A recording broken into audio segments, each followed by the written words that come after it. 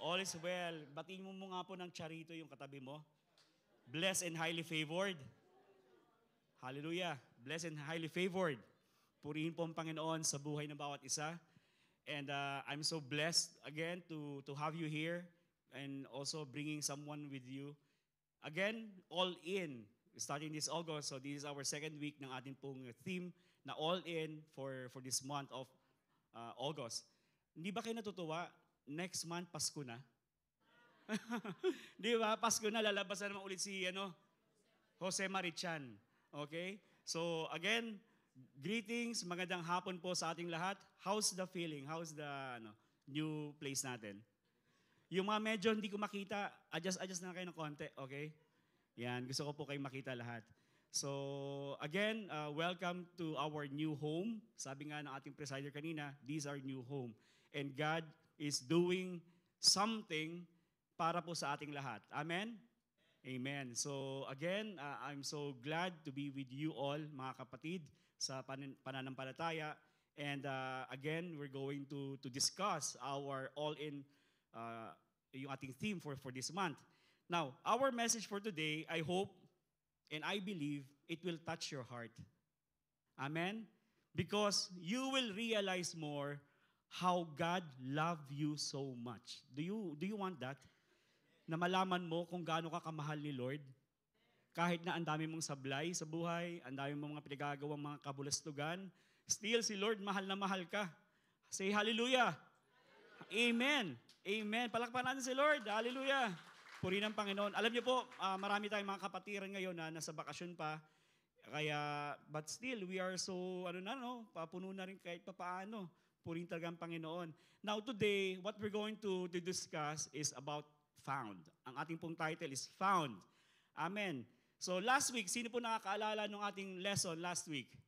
Sa kabila. Ano po yung title? Planted. Last week lang yun, nakalimutan nyo na. Ano yung kinain nyo last week? Okay.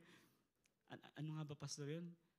Okay, found. So, okay, anyway, let's offer this to the Lord. Once again, Father, we are so thankful and grateful for how you gathered us. Thank you so much, Lord, for this place, the cozy place that we have. We have the privilege to hear your word. Lord, na relax kami, Panginoon, because of your unforced rhythms of grace. And Father God, salamat po sa wisdom na meron po kami ngayon. Salamat po sa pagmamahal niyo sa amin. Salamat, Lord, sa pag-iingat niyo po sa amin sa isang buong linggo. At muli ngayon, kami po matututo mula sa mga salita mo. We thank you, Father God. We give you all the glory, praises, and honor. In Jesus' name we pray. Amen, amen, and amen. Hallelujah. Purihin ang Panginoon. Hallelujah. Now, for today, since nakita naman po ninyo yung ating pong title is Found, so we will talk about value. Sabi nyo nga po, value. Yan, kung gaano ka kahalaga sa Panginoon. Again, reality check po mga kaibigan, sa mundo po na kinalalagyan natin ngayon, the world that we are in right now, people are very hungry for worth. No? Ang mga tao talagang naghahanap ng worth sa mga kahit saan, even sa sarili po natin. And for some people po kasi, ang tingin nila sa sarili nila, unworthy sila. Amen? Ganun po na tingin nila sa sarili nila, maliit lang sila. And even some people naman, ang tingin sa'yo, maliit din. Okay? Now, yun po yung sa reality, but the idea of value in every person's life ay, mga kaibigan, dapat natin malaman until you find out ano ba yung value mo, ano yung worth mo, especially sa Panginoon. Amen. Amen. Say amen. Amen. And because, mga kaibigan, kapag hindi mo alam yung worth mo sa Panginoon, you will keep struggling. Mag-i-struggle ka lang palagi, di ba? And minsan, nasisira po yung pagkatao natin Kasi you're always looking for something na hindi mo kasi alam ano yung halaga mo sa paningin ng Diyos. Mga kaibigan, some of the youth, kasi may mga youth naman dito, di ba? May mga mga gayut. Okay? Ang value nila sa barkada. Kapag hindi po nila nakita yung value nila sa loob ng bahay, they will go out. At nakikita nila, ang value po nila is because of their friends. Amen. Sa school. And others naman, ang mga nakikita po nila something which they own. Ibig sabihin kung ano po yung kanilang mga ari-arian. Doon po nakatingin o nakabase yung kanilang worth, yung kanilang value. Di ba? Kapag maganda ang work mo, di ba? Feeling mo talaga, ang laki-laki mo kasi maganda yung trabaho mo. Doktor ako, director ako. Okay? And you are valued and loved by so many people. Totoo po yun. Amen. Okay, reality check. Mga OFWs. Okay? Di ba? Kapag uuwi tayo ng Pilipinas, lahat kaibigan mo, kahit nung una hindi mo kaibigan, biglang ninong ka pala o ninang ka pala ng anak niya na hindi mo alam. Di ba? Kasi Mare, nilagay ko yung pangalan mo sa sa baptismal ng anak ko. Ninang ka ha? Wow, di ba? Marami tayong mga nagiging kaibigan because of that. Your value and worth are tied up sometimes with what you have. For example, sa career. Di ba? Pag career po natin, ay doon po yung worth and value po natin. Iba naman sa educational attainment. Kapag ikaw ay graduate sa Lasal de Ateneo, di ba? So, mataas ang tingin mo sa sarili mo, mga kaibigan. Amen. Those are okay. Magaganda po lahat po yun. But, not until you found out ano ba yung worth mo sa paningin ng Diyos, that's the time you're gonna be settled in your life. Amen. So, I want to start with this idea na ano ba yung worth natin sa Panginoon. Since we're talking about found, and nakita niyo naman ninyo, may 1 dirham dyan, no, na hawak-hawak yung kamay na yan. So, ang pag-uusapan po natin sa hapon na ito is none other than a parable of the lost coin. Amen. Di ba po, yung parable of the lost coin, before mag-parable of the lost coin, meron munang parable of the lost sheep. And then after that, the parable of the lost coin. Then next to that is the parable of the lost son. Okay. Alam niyo mga kaibigan, ito pong 3 parables na yan na magkakasunod-sunod, it is very rich. Kapag pinag-aralan mo, for me, how many times did I share this with you, di ba? Maraming beses na po natin pinag-aralan yan. And most of the time, medyo nanineglect natin yung isang parable, which is the parable of the lost coin. Kasi yung parable of the lost sheep, ang ganda. Mahabang binibigay kong oras dyan. Most especially, dun sa parable of the lost son. Di ba? Pero yung parable of the lost coin, medyo nadadaan na lang ng konti. But today, ito po yung center ng ating pag-uusapan. Amen. Sabi mo nga sa katabi mo, excited ka na ba? O huwag ka matutulog. Okay? Huwag ka matutulog. Paki-turn on lahat po ng lights. Okay? Mga kaibigan, ito pong sa gilid para makita po nila ako. Now, yung parables po na yung mga yan, it branches out with so many different branches, no? Ano sana yung mga tawag ito? Kung gusto niyo umupo sa harapan, mas magaganda kasi ito talaga yung malalaki mga bayad yung mga yan. Yes, nakita niyo na ako? Palakpakan natin si Lord. Hallelujah! Nagkakita-kita tayo. Ang gaganda at kagwapo niyo pala. Okay? Kasi po wala akong contact lens ngayon tsaka salamin, hindi ko kayo makita. Now, yung parable of the lost coin, dito po nagsimula yan. Yan. Can you please read? 1, 2, 3, go.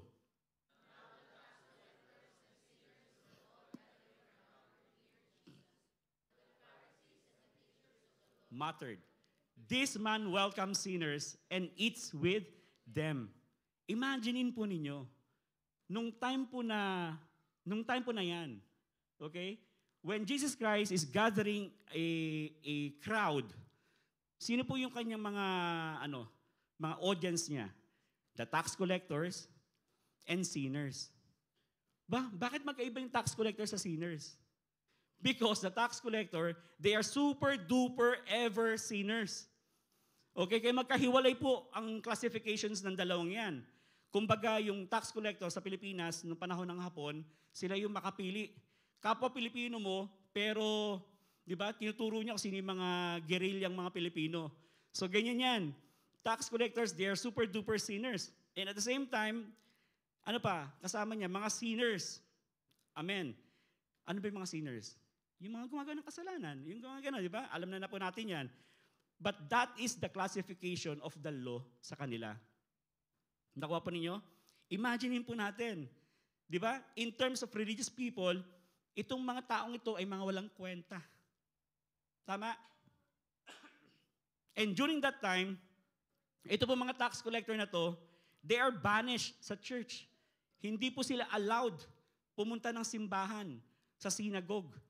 Napaka-importante po kung ikaw ay isang Hudyo, very important for you to go to the church. Tanong ko kayo, importante ba sa inyo na pumunta ng church? Amen. Kaya nga kayo nandito ngayon eh. Palakpakan nga si Lord. Hallelujah. Amen. Ganun pong nangyayari dyan. Excommunicated ka. Talagang hindi ka po pwede sa simbahan kapag ikaw ay tax collectors and sinners. Ganyan po yan. And then, aside from them, meron pang mga Pharisees and the religious people, mga teachers of the law. Nababasa niyo, di ba? And then, anong sabi nila? This man welcomes sinners and eats with them. Ano po sa tingin ninyo, yung pinakamatinding truth nito, nawala. Ayan. Okay? Ano po sa tingin po ninyo yung pinakamatinding truth na to, ng this man welcomes sinners and eats with them? I believe we studied this before, mga kaibigan. Remember, the Israel, during their time, they were under the Roman government.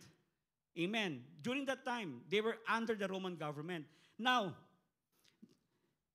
ang sabi nila, eto mga Pharisees and mga teachers of the law, if we are under the Roman government, but why?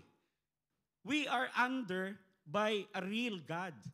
And ito pong Roman government, they have so many gods. Marami silang Diyos. At ang Diyos nila, hindi totoo. Pero bakit tayo na may Diyos na totoo, na iisa lang ang Diyos, pero under tayo ng isang government na maraming Diyos? Yan po ang problema dyan. That's why ito pong welcoming sinners and eating with them, very big deal po ito sa kanila. Bakit? They don't welcome sinners. You don't eat with them. Mga kaibigan. Because, bakit? Because they are the cause or causes why we are under the Roman government, under the Roman rule. Nakuha ninyo? And that's the common thinking. And grabe po talaga yung religious spirit during that time. Kaya nga po ang iniisip nila, kaya tayo under ng Roman government because may mga taong pasaway. Yan. May mga taong pasaway sa church. May mga hindi sumusunod. Amen. Actually, hanggang ngayon, marami pong ganyang simbahan, ganyang mag-isip. Amen? Na maraming Christians na, kaya hindi kumilos ang Diyos sa ating worship service kanina, sa ating worship kantahan. Because yung drummer, sino drummer? May kasalanan yan. Hindi na ako confess yung kasalanan. Kaya hindi kumilos ang banal na spirito. Sabi nyo nga, wow. Wow. Amen. Now, today, ito po yung focus po natin na parable. Diyan po tayo magpo-focus. The parable of the lost coin.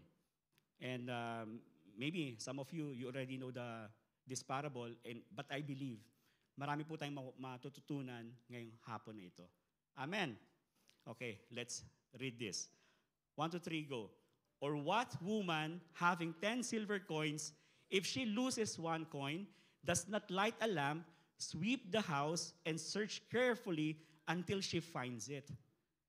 And when she has found it, she calls her friends and neighbors together, saying, Rejoice with me, for I have found the coin which I lost.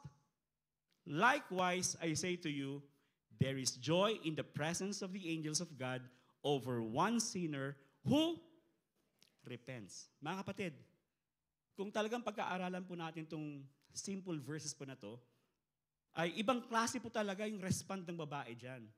Yung nawalan ng coin. Iba po yung respond niya. Now, the question is this. Ilang coin yung nawala? Huwag niyo akong tititigan na parang gusto niyo akong utangan. Ilan? Only one. Nandiyan naman di ba? But then again, anong ginawa ng babae? Hinahanap niya ng hinahanap, di ba? Yung lost coin. Hindi siya tumigil. Kakahanap. Now, tanungin ko kayo, kung kayo po yun, meron kayong 10 coins, Okay? 10 coins. Nawala yung isa. Anong gagawin mo?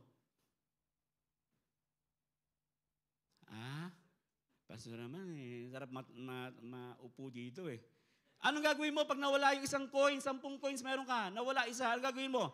Hahanapin mo. Amen. Bakit? Bakit mo hahanapin? Sa'yo yun eh.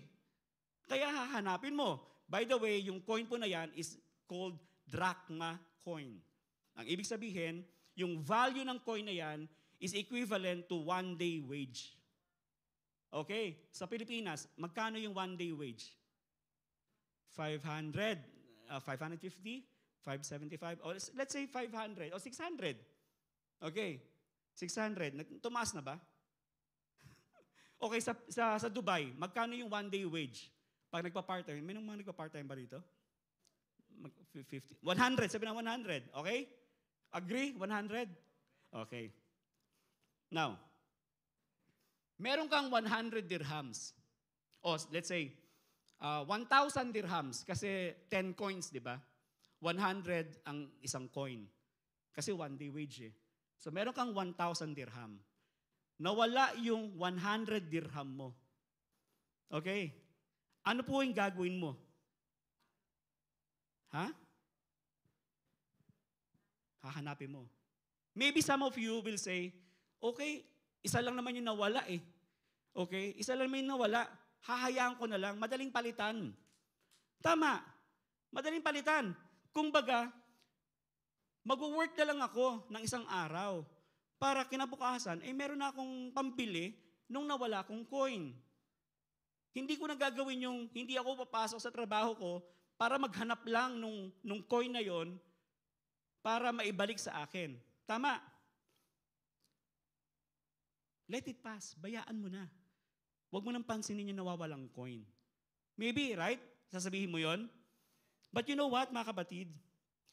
That's not the mentality of the lady in our story. Parable is hindi po totoong story, hindi po totoong nangyari, pero kinukwento ni Jesus Christ na ang parable, it is a made-up story that there is a spiritual implication underneath na dapat nating makuha. Amen. Settle tayo doon. Now, bakit hinanap ng babae yung coin? Because number 1, kanya yun. Tama? Ganun po yung ginawa niya. Now, this is the number 1 truth. 5 lang po yung points natin for today. Gusto ko po sana mga 50 eh. Pero sabi ko, baka pagtingin ko sa inyo, wala na kayo. Pastor, tama na yan, please. Okay. Now, eto na. Number 1 truth. Okay. By the way, woman signifies God. Okay? And drachma coin signifies us. Yan po yung idea po na yan. Amen. So, yung babae po, ginawa niya, hinanap niya ng hinanap yung nawawalang coin. Ayaw niyang palitan yung coin. Kasi gusto ng babae yung coin na yon. Nakikita ninyo? Now, number 1 truth is this. Can you please read? God's love. One more time. Do you believe that? That God's love is extravagant? Anong ibig sabihin extravagant? Galante, magarbo, talagang super. Amen? Nakuha ninyo? Agree? Yan.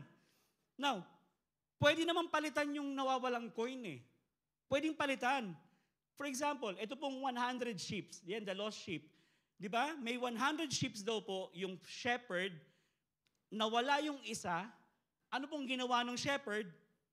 Hinanap niya rin yung nawawalang tupa. Mga kaibigan, for me, hindi ko nahahanapin yan. Bakit? 99 sheep meron ako. Siguro naman may babae at lalaki doon. Mag-aasawahan yun, magliligawan, mag-aasawahan yun. Di ba? Dadami pa yung sheep ko. Doon na ako. Hindi ko nahahanapin yan. Amen. Pero mga kaibigan, look at this. The value lies with the shepherd. Hindi natin alam gaano ka-valuable sa kanya itong sheep na nawawala. Nakukuha ninyo? And same thing with the coin. The lost coin. Yung value ng coin lies with the woman. Nakukuha nyo? Hindi natin alam kung gaano ka-valuable sa babaeng ito yung nawawalang coin na yan.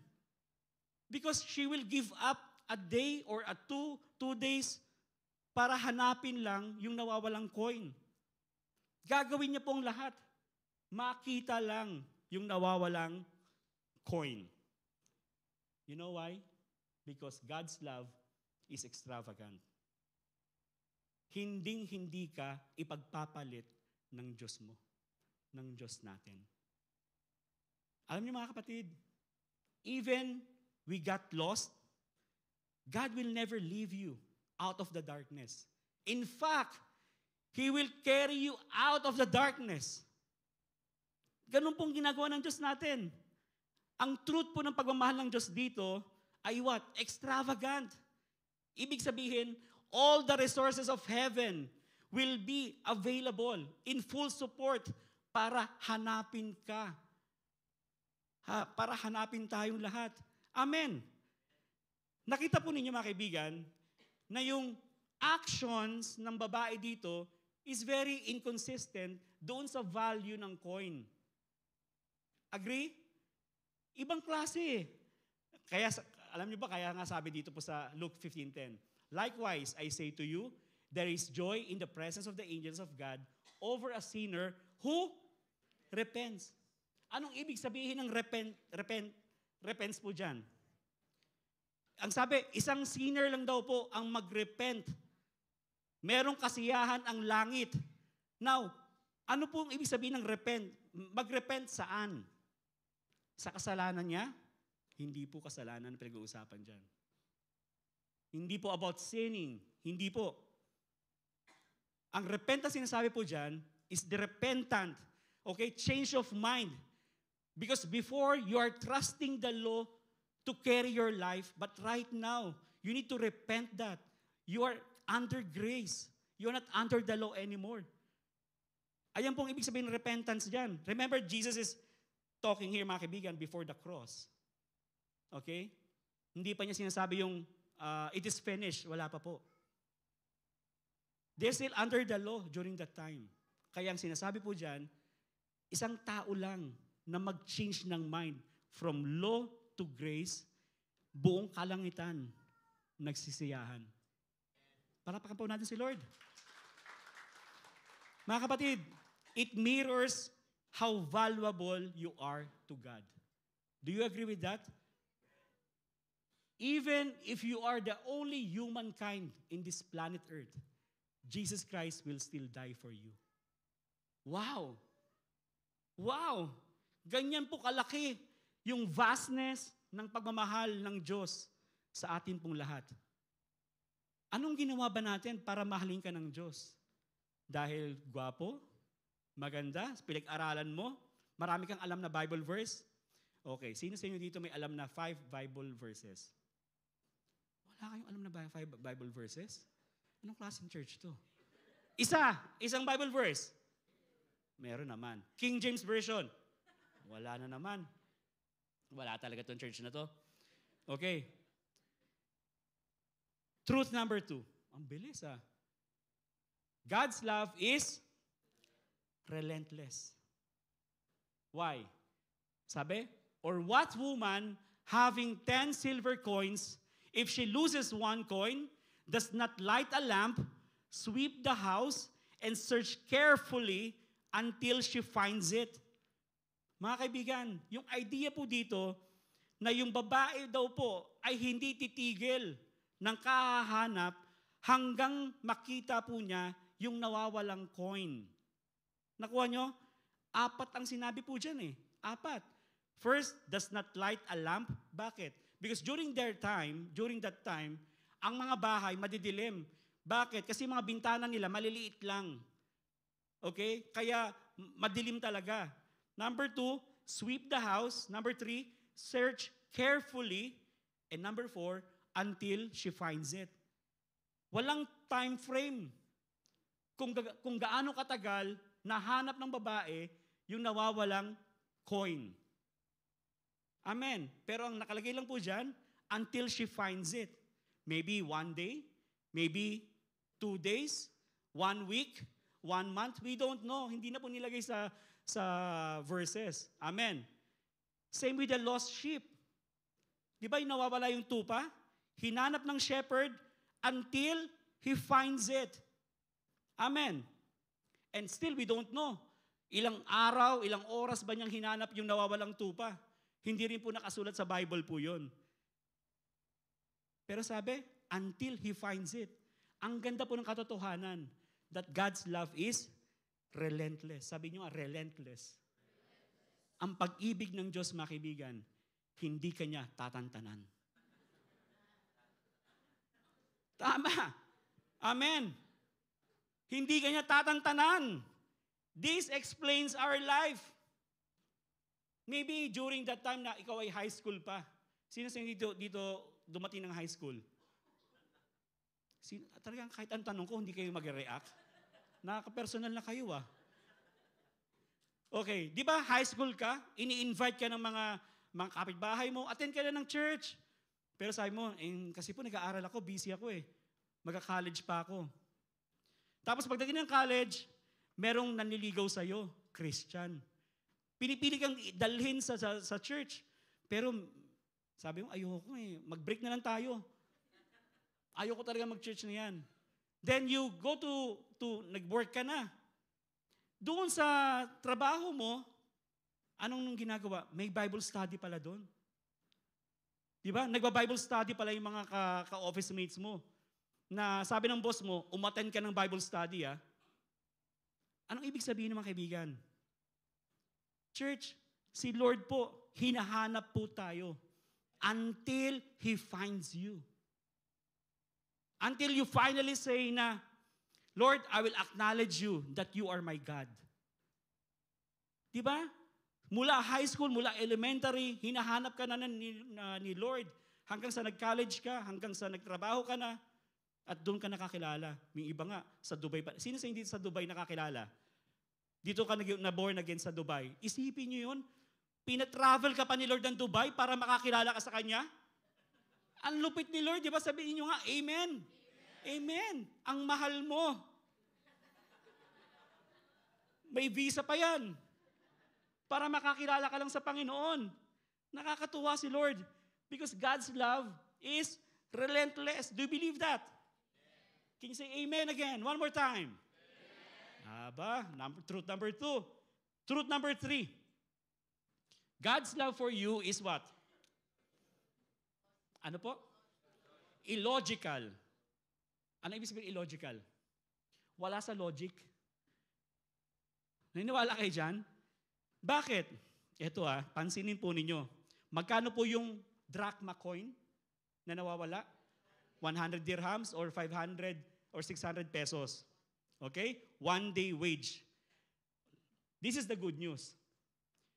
When she finds it, she calls her friends and neighbors together and say to them, I am so happy. I found the lost coin. The coin I lost. Let us celebrate. Kanta nga tayo. Celebrate, Jesus, celebrate. Di ba? Yun ang sabi. Let us celebrate. Anong ginawa niya? Nung nakuha niya, nahanap niya yung coin, tumawag. Hello, Mars. Bakit malungkot ang beshi ko? Hello. Alam mo ba, nawawala yung coin ko? Tapos ngayon nakita ko na. Hindi lang po yung mga friends niya, pati yung mga kapitbahay niya, mga marites, lahat. Church, listen to me This is illogical. Hindi mo gagawin yan. You know why? You lost a coin that is worth 100 dirhams, and after finding it, you're going to celebrate, you're going to throw a party na magagastos ka ng more than 1,000 dirhams. Amen. Mga kabigan, sabihin nyo nga, illogical. Yes. Kung ako yun, o kung kayo yun, anong gagawin? Kunyari, ito pala yung piso, ito pala yung 1 dirham Pagkuha ko nun, praise God, nakita ko na. After doon, bubulsa ko na. Nakita ko na siya. Pero itong story natin, kakaiba. By the way, si Jesus Christ po nagkukwento niyan. Hindi lang po kwentong kutsero yan. Si Jesus po nagkukwento niyan. Amen. Isipin mo, Nagtawag pa. Mga kaibigan, mga kapitbahay, masayang-masaya ako kasi nakita ko na yung nawawala kong coin. Mag-celebrate tayo. Hello, Pastor. May celebration tayong magaganap mamayang gabi. Hello, worship team. Hello, life group. Meron tayong party. Mga kaibigan, anong meron? Ito yung meron. RSVP. I lost my coin, but I found it. Mga kaibigan, that's the weirdest party ever. Di ba? Ano naman ngayon kung na-lost mo, tapos nga nakita mo, tapos na dapat. Pero hindi natatapos doon. Nakukuha po ninyo? Weird yan. A lot of times, mga kaibigan, makikita po natin yung pagmamahal ng Diyos sa atin ay sobra-sobra. Sabihin mo nga, sobra-sobra.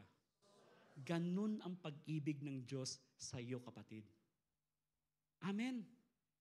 Nag-uumapaw yung pag-ibig ng Diyos para sa iyo, para sa katabi mo, para sa akin, para sa ating lahat.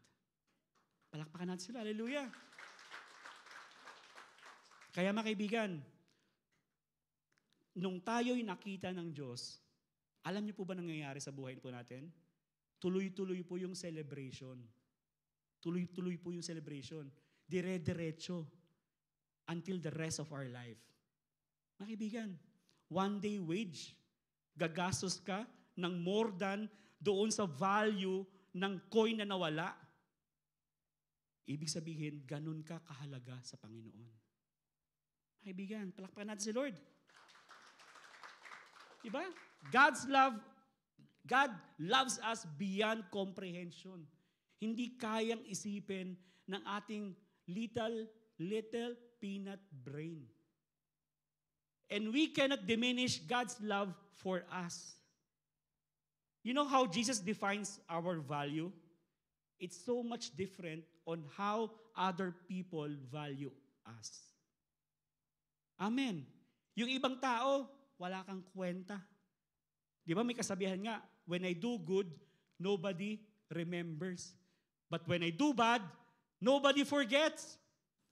Totoo po yun eh. Ganun po yung lens ng mundo. Habang may napapakinabangan ka nila, okay ka. Pero pag wala ka na rin. Habang nagper-perform ka, good. Pero pag wala ka rin. But the way God looks at us, the way God describes or defines our value is totally different from what other people value us. Amen. Amen po ba? Amen. Now, meron pong isang story sa Bible, and when we're talking about coin, okay? Meron pong mga Pariseo na gustong itrap si Jesus Christ. Okay? Gusto nilang itrap. Naglalakad sila hanggang sa, "Oh, Jesus!" Okay, may question kami. Anong question? Sige, come on. Alright? Now, sabi, tricky yung question. Sabi niya, "Jesus, will you give your taxes to Caesar?" Okay, yun ang tanong. Will you give taxes to Caesar? Okay, now,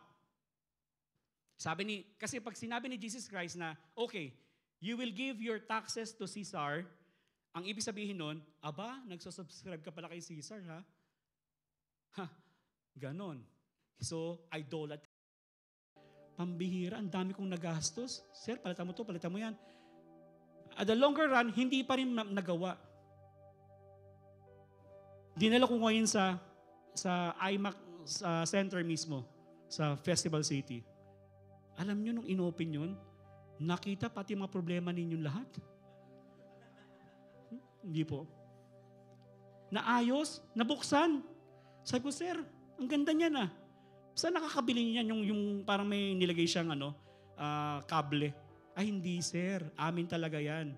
Pag nilagay mo yung kable na yan, makikita ko kung anong sira ng laptop mo. Dalhin niyo yung buhay ninyo kung saan-saan. They are not authorized representative to heal you. Only Jesus Christ is. Amen. Jesus, our true shepherd. He is. Amen. Wala na pong iba. Kaya yung mga shepherd, yung mga sheep, di ba sunod-sunod nga mga yan? Ang shepherd natin si Jesus Christ, hindi, you will never go wrong in your direction. Kung gusto po natin na maging maayos yung buhay natin, give your life to Jesus, our true shepherd. And what else? He is our dad. Our God is our Father. Amen. Sa lumang tipan, ang daming pangalan ng Diyos. Alam niyo ba? Jehovah Jireh, Jehovah Nisi, Jehovah Tsidkenu, ano-ano pa. Iba-ibang mga tawag. But in the New Covenant, isa lang ang gustong tawag ng Diyos. He is your Abba Father. Kasi pag Father ka, cover mo na lahat yun. Magpo-provide ka. Magmamahal ka. That's why, mga kaibigan, when you call God, call Him Dad. Call Him Tay. Papa. Diba? Paano niyo sinatawag? Papa. Meron ba tayong pagkain ngayon? Meron, anak, 555. Ay, 555? 555 sardines. Kaibigan, ganun po kabuti ang Diyos natin. And I hope this is enough to affirm that you don't worry your life anymore. Because you are God's responsibility. So don't worry about tomorrow, for tomorrow will bring its own worries. Ang problema sa atin, wino-worry mo na kagad yung mga darating pa lang. Ganyan din naman ako eh. Hindi tayo perfect, but ito po yung tinuturo sa atin ng Diyos. Nakakita ka ng ibon sa, pastor, hindi, yung maya. Yung maliliit.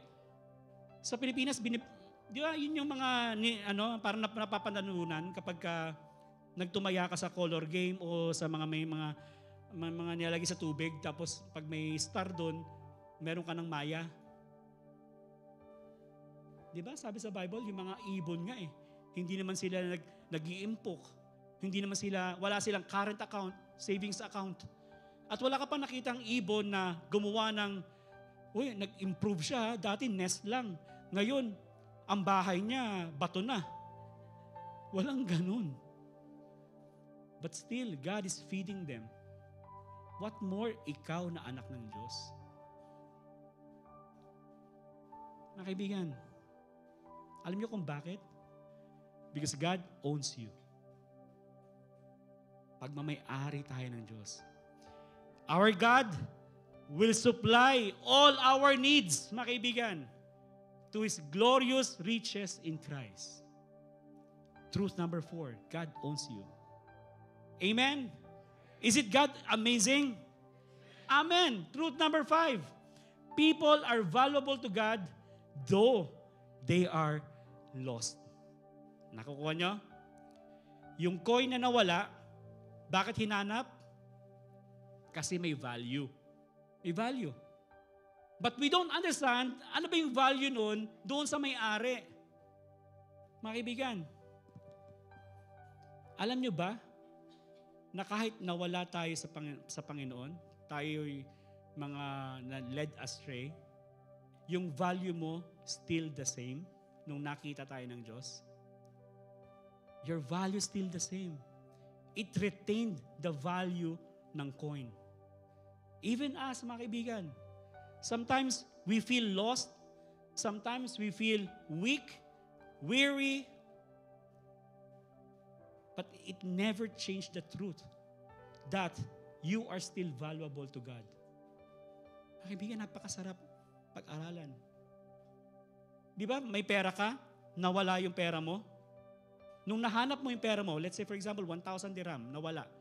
Nung nakita mo, 1,000 dirham pa rin ba value nun? Dahil nawala yan, hindi na 1,000 dirham ang value niyan. 500 na lang. Hindi ganun. 1,000 pa rin yun. Amen.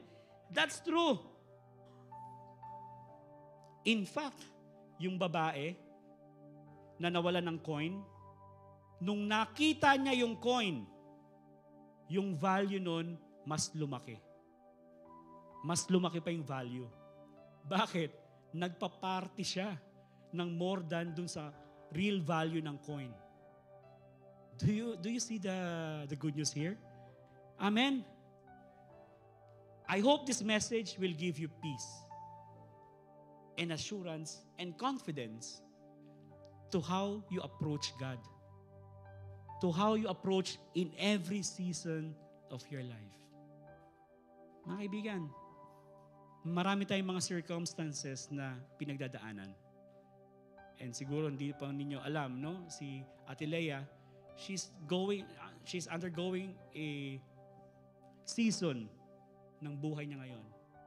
But mga kaibigan, in every trouble, in every pain, in every sorrows, na anuman yung pagdaanan natin lahat, you are still valuable to God. Mahal na mahal ka ng Diyos, kaibigan. Palakpanan si Lord. Hallelujah. Pero pastor, sabi dyan, people are valuable to God though they are lost. Amen! Lahat ng tao, adik kasama, adik? Yes, kasama. Sugador, kasama? Kasama. And their value will stay the same in terms of God's eyes.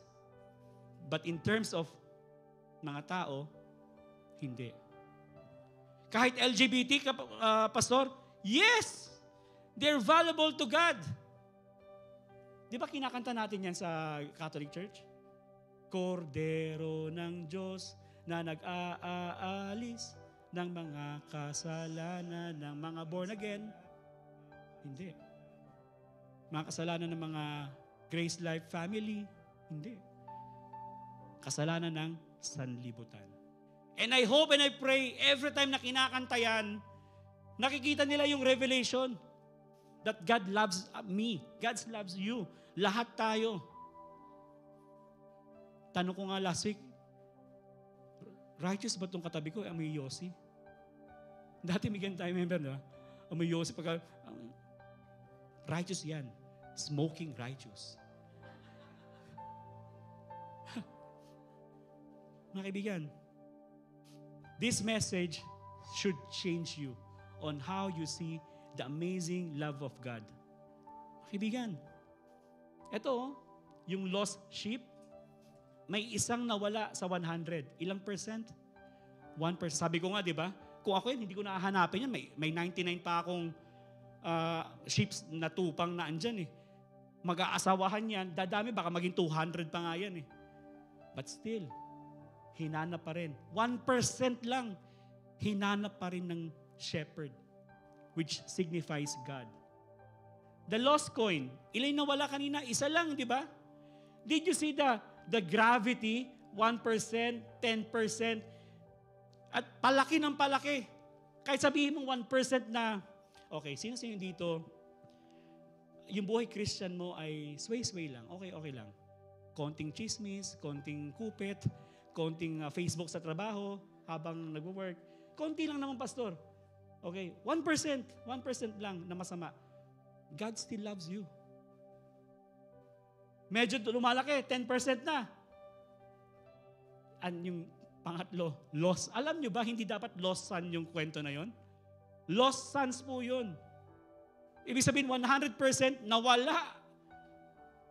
Because yung first son ay bumalik doon sa parents niya kasi he lost his identity. And the father gave him back, diba? He gave the identity ng anak niya. Hindi, anak kita. Akin ka. Bigyan ng jacket yan. Bigyan ng ring yan. Bigyan ng sandals yan. Because the slaves doesn't wear sandals. Anak ko yan. At yung isang anak, yung kuya, he lost his identity because of what he's doing. Dad naman, andito ko all throughout my life. Pinagsisilbihan kita. Hindi mo lang ako pinagkatay ng guya. Ang sabi ng tatay, Anak naman. Kung gusto mo pa lang yung kambing na yan, sinabi mo sana sa akin, pinatayin natin yan. That's why, mga kaibigan, yung lost doon sa mga magkapatid, dalawa silang lost. Lost sons. Ibig sabihin, 100%.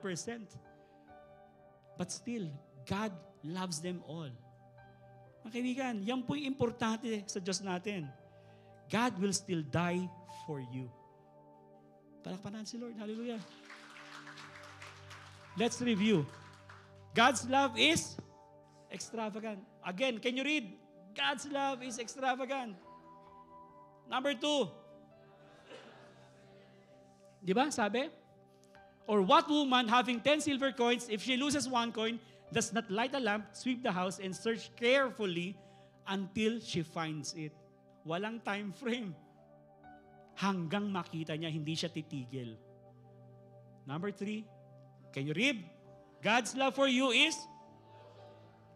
Di ba nga sabi ni David, Lord, sino ba naman kami para intindihin mo pa? Who am I? Di ba? But God is, yun po yung nature ng Diyos eh. Whether you believe it or not, mahal na mahal tayo ng Diyos. For God so loved the world. Mahal na mahal ka niya. At hindi ka niya ipagpapalit kahit ano pa man. Kahit isa ka lang. Iba sabi kanina sa ating slide, kahit isa ka na lang na tao sa buong mundo, God will still die for you. Ganun kabuti ang Diyos. And then how God defines value? God owns me. Sabi mo, God owns me. Yes, pag mamay-ari tayo ng Diyos. Huwag kang maniwala na pag mamay-ari ka ng kaaway. No. You were created in the image and the likeness of God. Number 5, people are valuable though they are lost. Are you blessed? Palakpakan natin si Lord. If you're blessed, can we all stand up? And let's make a group hug kapag nandiyan ka, asawa mo, anak mo, and high five sa mga friends natin dyan. Amen. Amen. Found. Yan po yung message ng the lost coin, which signifies us and the love of God. Can you all bow down our heads and let's pray? Father God, we just want to say thank you so much for this amazing truth, for this amazing parable, Panginoon, ng the lost coin. Thank you, Lord God, for preserving this truth, this message, this story, that we can still learn from it, Panginoon. And Lord, let it be, Lord God, to all my brothers and sisters right now, that once again, be enlightened of the power and magnitude of your love. Ano man ang mangyari po sa amin, Panginoon, you don't want to let us go because you love us so much. Maraming salamat, Lord God, Lord, sa mga pinagdadaanan ng aking mga kapatid. I believe that restoration is your responsibility, your specialty, Panginoon. That, Lord, you're putting us all together in your amazing care. Thank you so much, Lord God, because we always believe that the better days of our lives are still ahead of us. And thank you once again, Lord God, because you know our cares, you know what we want, you know what we need, Panginoon. Salamat, Lord God. Even thank you so much for yung mga alam naming unanswered prayers. Salamat din po, Lord, sa mga panalangin namin na hindi mo nasasagot pa because you know what is best for us. And thank you, Lord God, because you are in charge sa buhay po namin lahat. Even dun sa healing na hinihingi po namin that you already given to our friends and loved ones. Thank you so much, Father God, because you indeed our great God, the loving Father. Thank you so much, Lord God, for your amazing grace for today. In Jesus' name we pray. Amen, amen, amen. Hallelujah. Are you blessed? Amen. We can all sit down. Praise be to God.